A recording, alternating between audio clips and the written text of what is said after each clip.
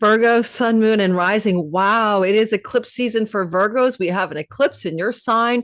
We've got some big changes in your identity coming up through the sky in March, as well as a rare, not seen since 2017, shift in your financial matters that could look very good for you by the time we finish the month of March. Your career looks also quite lovely. So let's break it down and talk about the sky for Virgo, sun, moon, and rising in March of 2025. Now, if you're new to my channel, I'm using the Western Tropical Zodiac. My name is Lori Lothian, and I love fixed stars and minor asteroids. I give you navigational guidance that helps you time your best life using astrology as a navigational tool. If you would like more of this kind of stuff, I give you a weekly forecast for each sign, monthly forecast, yearly forecast. I talk about eclipses, new moons. I have all kinds of all sign contents, plus What in the World Wednesdays, Mundane Astrology. Check it out. Like, subscribe, and join in. The only thing I want to share, if you catch wind of this video before the March 1st timeframe, Venus is going to head retrograde on March the 1st through to April 12th. And I'm doing a big class on that with weekly live calls on Saturdays. We're also going to be able to use a Facebook group for connecting with each other. And we have Q&A calls every second week. It's really highly interactive, high touch. Let me help you navigate the Venus retrograde cycle. It's a rare one, last seen in 2017-18. So check out the description box below for information about that course. Now let's get going. So I'm having Virgo. I'm on Virgo. I'm having a bad hair day. So I was out in the rain and everything got kind of crinkly. Let's get started. Number one, I talk fast and I move a lot. Just saying, okay? Blame it on my ADHD/autism spectrum disorder, but please don't complain. You can close your eyes if I'm moving my hands and touching my hair and don't have to look. You can listen, right? Or you can slow me down on the playback speed. All right, so we're going to show you this sky. I'm going to navigate the chart with you so that those of you who are learning astrology, and some of you are, can see a generic chart. We're using whole sign houses as the ancients did. Please don't try to figure this out using your Placidus chart. If you don't know how to cast your chart in whole sign houses, please go to my description box under the More button where you can get my free video tutorial on how to cast your chart in whole sign houses. And it's for free, along with other freebies. Scroll all the way down to the bottom of my description box and you'll find that stuff there. The sun can be about your career and purpose and can represent the core essential nature of you. The ascendant is the avatar or the game player, like the actual character you play in the Matrix. And it can represent anything about your life, be very circumstantially accurate. You can learn how to cast your chart in whole sign houses, and you'll also get your rising sign. And that's the very same tutorial.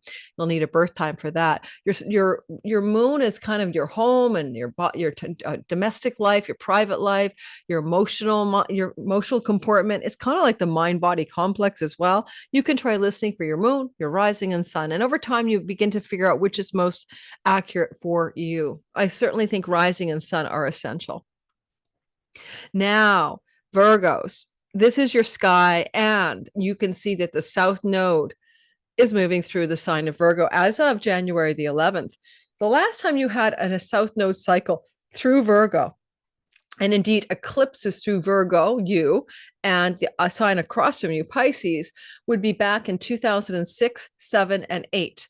So during that cycle, the fall of 2006, all of 2007 into 2008, I think it ended near the fall or late summer, you were under an eclipse wave of a similar magnitude and intensity where the South Node cycle is asking you to let go of an identity and to grab onto something new. With a North Node transit through your 7th house, if you don't have a marriage partner here, over the next 18 months, you may find your true partner, but also you could up level, move in, get married, have kids. All of this is true for the next year and a half. Now, we had an eclipse in your 7th house already. We had that eclipse in your 7th house back in September, but it was kind of a half-assed eclipse because the node of fate in September on the 18th was actually still in Aries. And so it wasn't quite the full-blown deal. However, we do have an eclipse this month, March 14th. It's going to be total lunar eclipse in the sign of your Aries essence, and we will break it down, Aries Virgo essence, and we will break it down in great detail when we get to that part of the chronological story of the month. We also have one last eclipse in Aries coming up at the end of the month, which is where your financial matters could dramatically change. So let's get into the breakdown of the chronological order of events. The first week of March is going to be very positive. There's nothing but good, sweet, positive, good energy. Did I say that 3 times over? Sun is squaring Jupiter. Don't worry about squares. That's still a positive vibration. What spotlight are you shining on your career? And your luck in your career and your goals and your expansion of your career and purpose, social standing and reputation in relationship to the house of legal contracts, deals, terms of service, signing a new job, getting an offer, or your relationship. For example, is this a marriage proposal? Maybe. Are you setting a wedding day? You could. This is going to be March 1st to about the 3rd. Also, something good may happen in your job, an expansion of your salary or your power or a promotion, something like that may be underfoot for you in the first 3 or 4 days of March. Now, what we have next is Mercury will sextile Pluto around the 5th of March. Mercury, the messenger of the gods, will move forward into the sign of Aries. And you will find, it would be helpful if I didn't move by minutes, but days. You will find that around March 3rd, 4th, and 5th, you begin to feel the energy of this sextile between Mercury and Pluto waning by the 6th of March. And what does it mean? It's definitely monetary for most people. Mercury's in the house of taxes, other people's money, like your spousal shared resources, money from investments, credit cards. Pluto is in the house of debts, karmic and real. This could be a very positive ability to pay down a debt. This could also lead to some kind of increase in riches through the work, but more like a bonus or a commission or a reward rather than just a salary increase.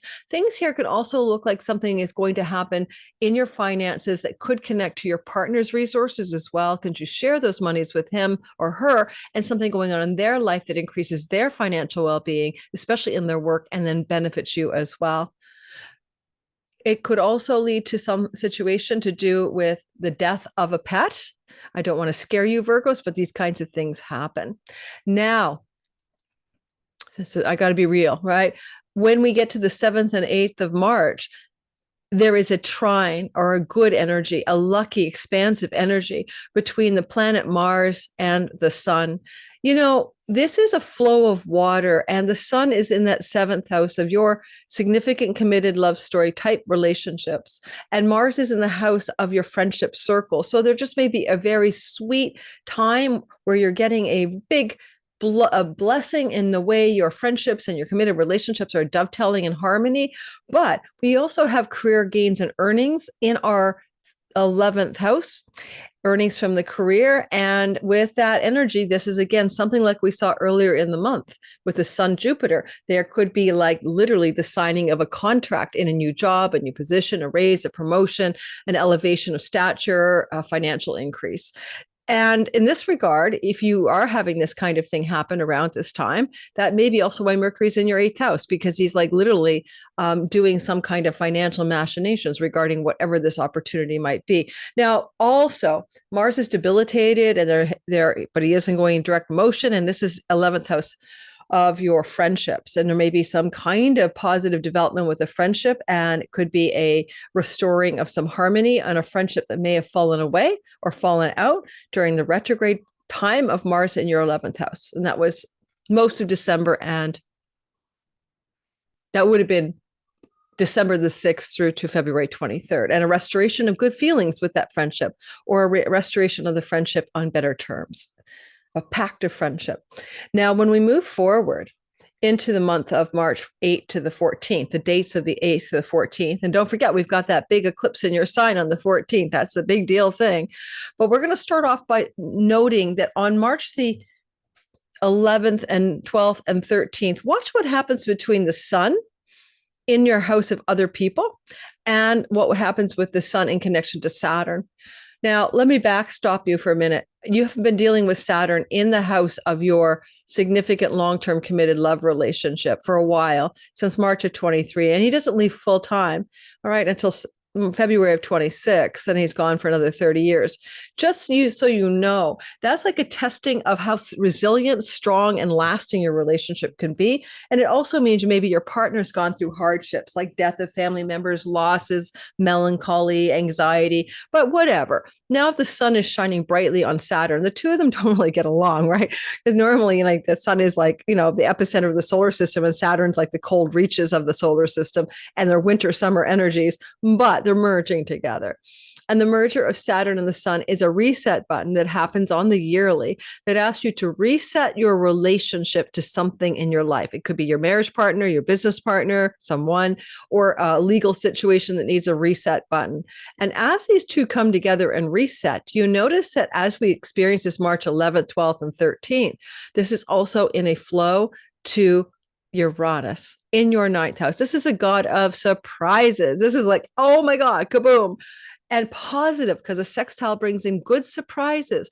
Now, it could be some kind of surprise regarding an international travel opportunity, or with your significant other, or a blessed surprise around a university academic situation, a blessed surprise connected to a legal or court matter, especially with the seventh house being legal agreements. So there's a good surprise coming through the sky. Saturn says you might have been thinking about this, working on this for about a year. So there's a sense of something coming to a beginning and an end all at once with that Saturn Sun conjunction. And so it has nothing but good vibes, but like, it's not always about you. That seventh house can be an other person in your life. And so it could even be your marriage type partner, your significant other is going to have some news that benefits their life. And it could involve legal cases, courts, foreign lands and travel, higher educational settings, whatever. So don't always think it's about you when stuff happens in the seventh. It could be for your partner, and it looks very positive. Now, as we move into the total lunar eclipse at 23 Virgo, a moon will turn blood red on your 14th of the month time frame. Now, this is 23 degrees of Virgo. So let's put it this way. Imagine that your Virgo sun, moon, and rising is between 20 and 26 degrees. You're in the epicenter. The closer you are to the actual degree of the eclipse, the more impact it will have on you, whether we're talking about your Virgo sun, your career, your moon, your home and feelings, or your rising, any part of your life. I would tell you this. This is a south node eclipse, and your whole journey over the course of the next year and a half is to let go of parts of your identity that don't serve you. It could be anything. I'm married, I'm letting it go. I'm single, I'm letting it go. I'm a job structure, I'm letting it go. However you define yourself, you have to release and let go, and you're moving more into the relational focus of the connection with others, whether it's your client, your audience, your business partner, or your spouse. And if you don't have a spouse, you'll get one or a long-term love. So keep in mind that these eclipses are what you surrender, what you let go of. It's not necessarily going to happen on March the 14th. This total lunar eclipse will take up to 6 months to reveal itself. I totally see in my own life, lunar eclipses give me the lay of the land within 3 months, 90 days after. You'll know what it is you're surrendering in terms of a sense of identity, or a Virgo sun, your career, or a Virgo moon, maybe a change of home. Okay, you're born with a Virgo moon. This is also important to recognize that because you have Jupiter in your 10th house applying to your ascendant, unlike in 2006, 7, and 8, you are very blessed and you are very lucky. Jupiter sees what that eclipse is doing and offers his support. He's particularly protective of you. And one of the protections here can definitely be about, something changes in your identity vis-a-vis the themes of where you live, your home or work. That's what Jupiter could indicate here. So you've got a lot of protection on this eclipse. South node eclipses over the ascendant for you Virgo risings can be challenging for your health. But Jupiter again has a protective edge. So it's just, if you have to change your dietary style or move something around for better health, you'll know what to do in the 3 months that follow the eclipse. Finally, pregnancy, a big full moon that becomes eclipse is a destined pregnancy. And if you're thinking of getting pregnant or wanting to have a child, or your partner is, there's a possibility. Jupiter is a fertility god who goes June 9th into your 11th house, can make babies in your 5th. So there is a sort of give it 6 months, but you might look at March at 6 months and fertility is beckoning you. Moving forward, Virgo, on the 14th, well, first of all, on the 14th, Mercury heads retrograde. 14th, 15th, on March the 15th, Mercury heads retrograde already. Now, Mercury retrogrades should not be feared. Okay, Mercury entered into the house of your significant other, your marriage house, your business partner's house. Mercury entered into that part of your sky on the 3rd of March. Then he goes into retrograde station on the 15th at 9 degrees of your 7th house, and he will be retrograde to April the 7th. And because of this retrogradation, it is important for you to understand, like, okay, sorry, he was, I have to repeat myself. I apologize. Yeah, so you entered into your, eighth house, and we're going to talk about chunky money, okay? You entered into your 8th house, into the Aries part of your chart already on March the 3rd, okay? And on March the 15th, he retrogrades at 9 Aries. And by March the 30th, he's back in your marriage house. And by April 7th, he goes direct in Pisces. What is the point of this machination? He's trying to revise, rethink, and redo financial matters connected to your significant long-term love relationship or the tax structures of that relationship or business partnership monies. For example, for your 8th house is a money house and your 7th house is a relational house. And so there's a lot of different things that he's considering here about how you guys handle that kind of relationship money. On the other hand, one other point to this is that, the house of sexual infidelity, secrets and betrayals and love can be the 8th house. Mercury is the guy with the information going back into the marriage house. And it could be more intimacy and disclosures of things that you've hidden from each other about your life. Hopefully it's not about betrayals. But anyway, that's a journey that you're going to go through. And I wish you the very best on that. So look for the retrograde station, March 15th, direct motion, April 7th, branching between both your 8th and 7th house.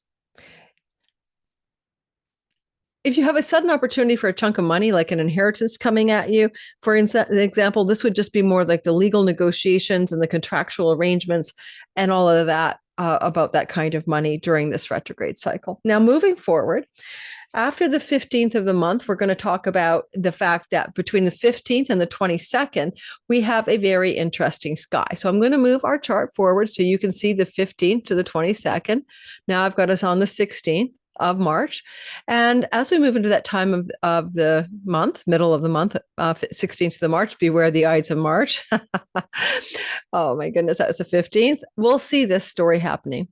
We see that the sun co-joins with Neptune. That is going to be building up as we get closer and closer. Watch this, 16th, 17th, 18th, 19th. By the 19th, the two of them will be co-joined. Also, the sun is crossing the North Node. And also, this energy is loading your 7th house. You're having a stellium here. In fact, on the end of the month, you're going to have 5 planets here. So there's something going on that says, what is this? Do you need to focus on that client, that audience, your marriage partner? Do you need to go out and date somebody and meet a forever soulmate? I mean, maybe dating wouldn't be so bad under the sky for you single Virgos, but there's a lot going on here. And so it tends to be that the sun shines a light on what you need to see, and the sun will be lighting up your North Node of fate on your destined relationships. Then it will light up the sun, which is going to say, light up Neptune. So a light on what confusion, illusion, or delusion you or your partner might have been under about the relationship. Or just light up the deep spiritual connection that you realize you have in a forever way, Saturn, with the one that you're with or the one that you will meet. Now, just for you guys, you Virgos, if you are looking for a love story to happen, you will be able to find somebody during this Venus cycle, because Venus retrograding through your 7th house is an important story. We're going to talk about that now so I can grab a handle on it. And if you want to take that Venus retrograde course that's coming up with me, check the description box below. I really would love to have you there. But Venus will be retrograding on March the 1st. And when she does retrograde at 10 degrees of Aries, she will then slide in this direction. And she will, by the time she's finished her whole retrograde, April the 12th, she will have moved back into Pisces to the 24th degree to turn around again. And this is a very important time with that North Node and that Venus retrograde, you may meet a soulmate from a past life.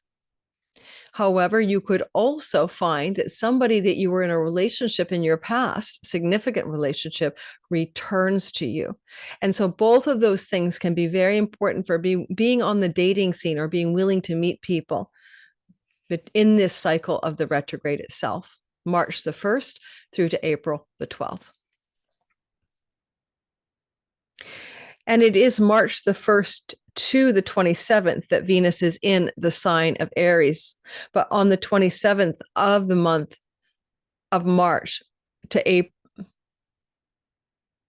April the 12th, that's when the past long-term love relationship focus is going to show up for you. And it may be to complete the ending and heal it, but it may also be something more deep, that maybe there's a chance for that relationship to have a part 2 or a second chance. Now, I want you to keep your eye on this 7th house, because this is where all of the action is. And so as we go through this month, you're going to notice as I continue forward that Pluto gets involved. Pluto at 3 degrees of Aquarius wants to have conversations here with other planets. And it's Pluto's first time doing some of these conversations in 250 years. For example, Venus and Pluto are talking in a perfect sextile on the 20th of the month. This is a very power of love and the love of power, but it's also beautiful sextile for opportunity and grace and goodness. And because Venus is in a chunky money house, a tax rebate, a royalty check, a sign-on bonus, severance package, inheritance monies, this is going to be financially lucrative, because it would look to me like it allows you to pay off or pay down a debt, or you could have something very significant going on in the job and work setting that includes financial upgrades for you. So look for that energy going on here in the sky. It's very positive on the 20th of the month, give or take a day or two on either side. Righty? Now, Mercury's also going to get into a sextile energy. I mean, this is amazing. Watch this. There, Mercury is at 4 degrees on the 24th, and by the 25th, Mercury is in a sextile to Pluto. Contracts, negotiations, legal documents around settlements, money, court and legal matters, around job contractual agreements, around debt repayment, debt restructuring. This can also include good luck with mortgages and refinancing. So this is a story to do with that kind of money going on and the kind of success that could come from that money, for sure. And Pluto is about the riches. Pluto is very deep. You know, Pluto can excavate some kind of new understanding of some sort about matters to do with your relationship to health, to work, that kind of thing. Now, this is going to be weird, but if you've been thinking of getting a pet, then there's a way that this can look like the soul of a former pet returns to you in a new pet during this time. So keep that in mind too. Now, as we continue forward, Saturn is a story we can't forget about. On the 24th of March to the 31st of March, Saturn is sextiling Uranus, a long, long story. And Saturn is giving you form and structure and perseverance and dedication in your relationship to clients, business partners, and your significant other, and vice versa. Your significant other is resiliently dedicated to persevering with you. There's that Saturnian energy that wants to occur in long-term love. And if you don't have someone, then you could bring someone in who's older than you or younger than you by 7 years with this Saturn transit. So keeping that meaning of Saturn in the 7th house in mind, having Saturn in a kind of surprise, ongoing sextile from the 24th to the 31st to Uranus, surprise. Well, you could do an elopement. You could do a sudden wedding, Las Vegas style. You could do a surprising development regarding visas, passports. Your partner has a surprise regarding foreign lands and travel, far off foreign shores and lands and travel.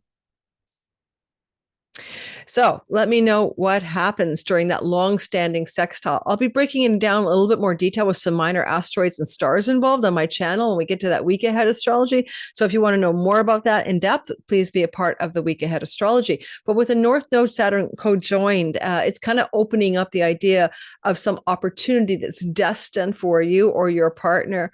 For example, your partner gets a job in another country or gets hired to travel abroad, or because there's a lot of that energy going on here for you, maybe not you, but for your partner. And all during all of this, there's a long-standing Mars Saturn trine that's forming. And the essence of a Mars Saturn trine is basically about stabilizing something through perseverance and hard work. And for example, you'll see it getting pretty close to exact on March the 30th, where Mars is saying your career gains and how hard you work for them connects to contracts, agreements, clients, audience, and marketplace in a great successful flow for more commercial, steadfast success. Finally, I can also see how busy your sky is at the end of the month. There we go. Look at that. Around the 27th of March, we have a moon in Pisces. We have Saturn, North Node, Venus, and Neptune. And then when Neptune leaves here on the 30th, and we're not going to cover that this month, that's going to be a big video. It's a big first in a lifetime thing, but we'll then have Mercury coming in there. So I want you to consider the last week of March to be highly focused on your marketplace, your audience, your clients, or your significant relationship. If you're single, start dating, especially around the 27th of March. Venus, Neptune is soulmate, twin flame love, destiny, retrograde from past lives or the past of this life. But Saturn says that relationship can go the distance. It could be very strong for you. So I would say singletons, if you have a date offer in the last week of March in particular, say yes.